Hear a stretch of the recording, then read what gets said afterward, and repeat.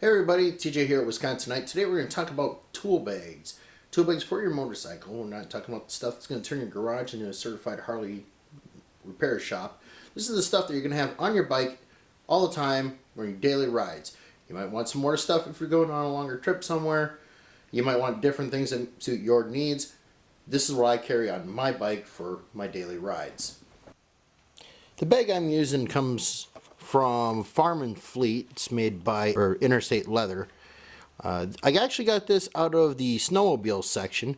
I found it's a little bit bigger than a standard windshield bag for a motorcycle, and it was about $5 cheaper. I have this mounted on the frame up front, or it was mounted on the frame, now it's on my crash bars. It has a little bolt through it that goes through a space that is on the frame that is designed to have something mounted to it, and that happens to be right where the bolt goes through for the crash bars. Now inside the bag I have a second bag where I actually keep all the tools. It just makes it easier to get everything in and out that way. Now inside the bag I have a handful of different hand tools. As a rule, don't put anything inside your tool bag that's going to break your heart if it gets stolen. Things get stolen off of motorcycles all the time. This is emergency stuff.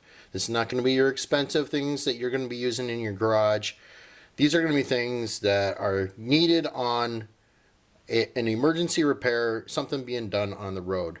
So don't go out and get a $500 set of snap-on wrenches and throw them on your bike, because somebody else is going to have a set of $500 snap-on wrenches in their bike. So for starters, the one good thing that I do keep in my bag, just because I like it, it's a Stanley ratchet. This doesn't only turn in the typical sense, but it also is able to be twisted that way. I find that really easy to use when I'm working on the bike. It's the only thing that I would really feel heartbroken if it disappeared while I was riding. Set of locking pliers. The vice grip pliers, they're invaluable if you need a hold on to something tight, especially if you need to have both hands free while holding something in place. And I talked to a guy one time who had his shifter break off while he was riding. He reached into his tool bag, pulled out a pair of vice grips, clamped it onto his shifter, and used that to get home. So, good thing to have with you. Also, pliers for the same reason. If you've got nothing else with your bike, have some kind of a multi-tool with a pair of pliers, some wire cutters on it, a screwdriver, and a knife. This is a cheap one. It's probably $5 or $10 at some random hardware store. I think it was given to me as a gift. This is on my bike all the time, and I'll be darned if I don't use it quite frequently. Socket wrenches. I've got them in a little Ziploc baggie here. Normally I would use a better, heavy-dutier bag, but we're trying to make a video here, so I'm not going to take all of these out, but I do have socket sets in here with extension bits. I have two different sizes of sockets, and we'll go into what those kinds of sockets are. These are all, I ride a Harley, so these are standard. If you ride some other kind of bike, you're probably going to need some kind of a set of metric ones. But generally, the sockets that I use, they come in two different drive sizes. The 1/4 inch drive, which would be the kind that you would put on the end of a screwdriver, and the larger 1/2 inch size. Now, this size works with this wrench. This size does not. So I also keep an adapter so that I can use the smaller drive size with the larger wrench. That adapter is in this other bag up here where I also keep my bits. So this takes that size down to this size of a drive. And then what a lot of people might not know, and I find this to be a really handy trick, is on your smaller screwdriver bit type things, this 1/4 inch stem will fit into a 1/4 inch socket. So if you put this onto a 1/4 inch socket,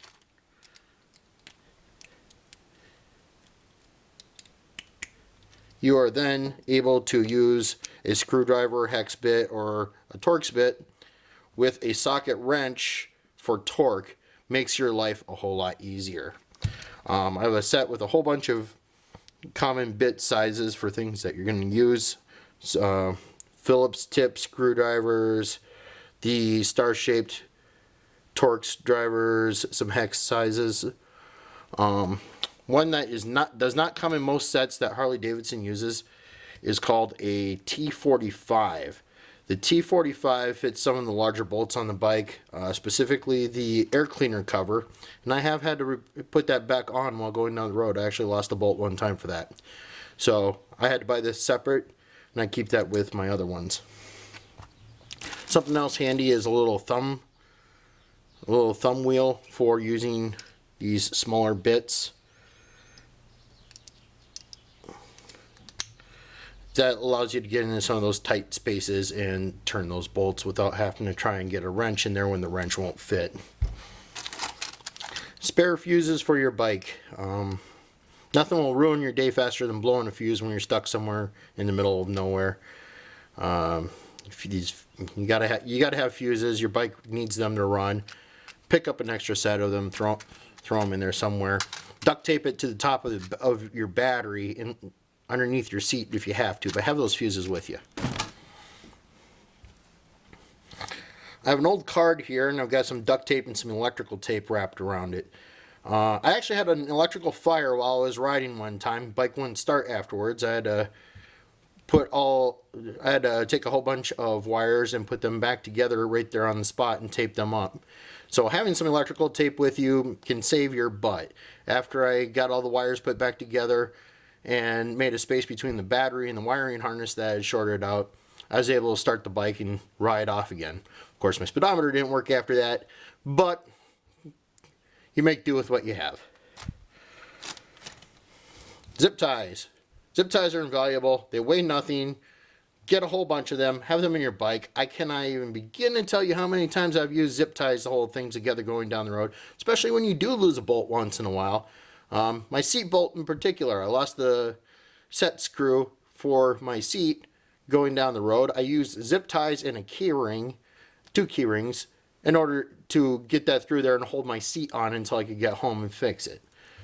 Get some zip ties, they're worth having. Tire pressure gauge, kind of self-explanatory. I have some sunscreen, which if you've ever gone any long rides, sunscreen, gotta have it. It's not really a tool, but it's something that's handy to have on your bike, and so I've got it there. Super glue. Sometimes you just need to get stuff to hold together. Now, I highly recommend having some kind of a headlamp.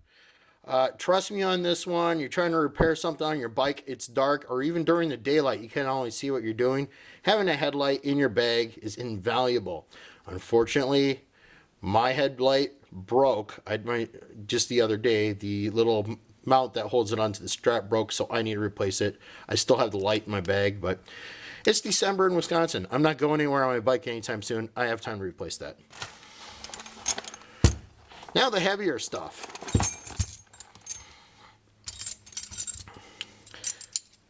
Set of standard box end wrenches. Your bike has bolts all over it holding things together. A set of wrenches. They don't have to be real expensive. They don't even have to be matching brands. I got some Craftsman in here and a bunch of other stuff. Craftsman tools are guaranteed for life, so I use those whenever possible.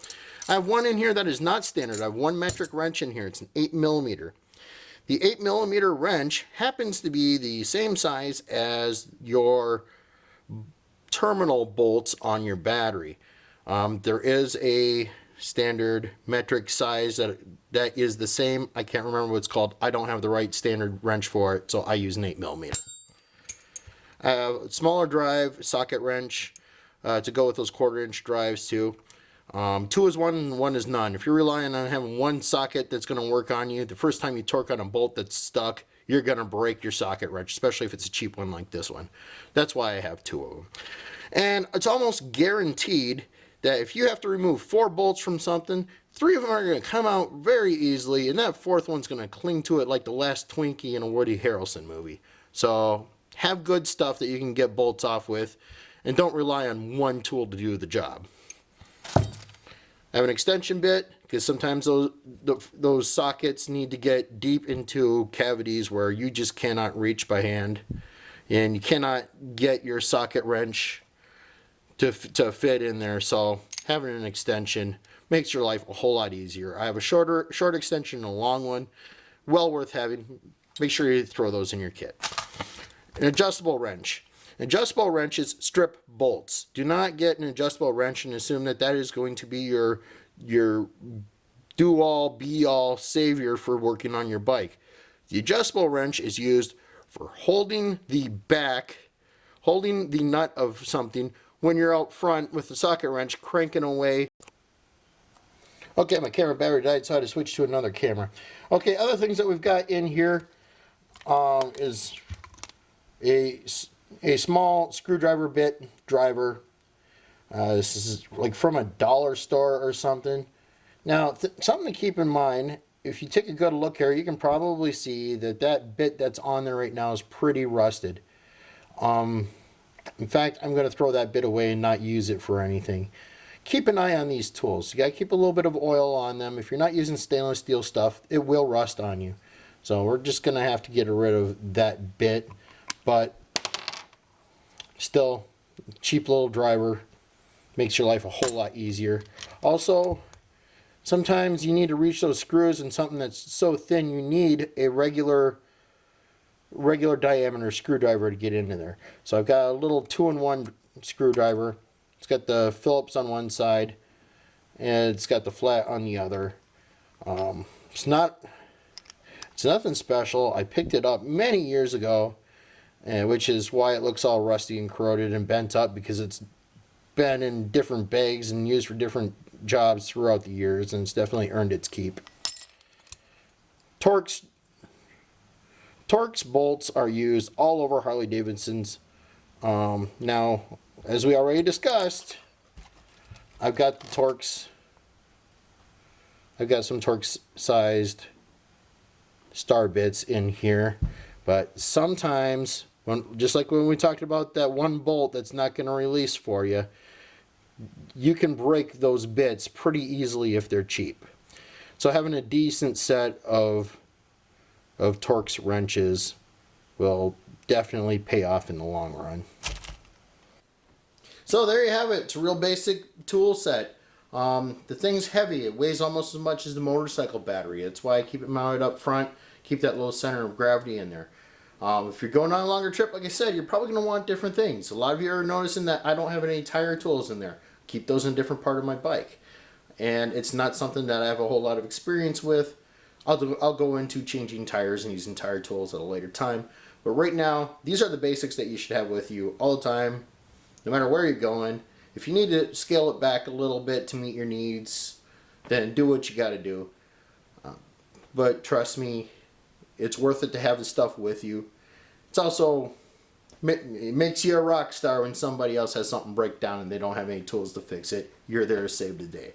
So once again, it's TJ at Wisconsinite saying have a good day, ride safe, and find that freedom you're looking for.